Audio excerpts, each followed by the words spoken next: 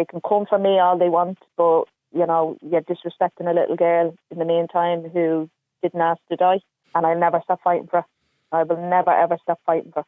I'm joined now by Siobhan and Martin Lynch, whose daughter Grace died earlier this year after being hit by a scrambler bike while crossing the road in Finglas.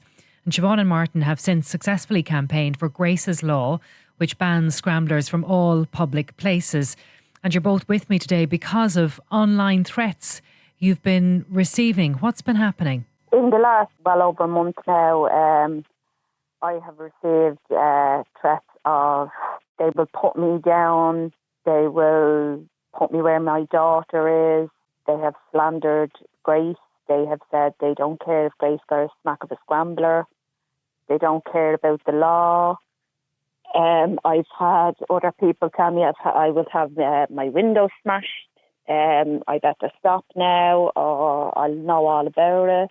The list just goes on and on. We did save all those messages and we did go to the guard with them. We were told some of them can be taken serious, some not. It is frightening, but at the same time, it's all a way of trying to intimidate with me.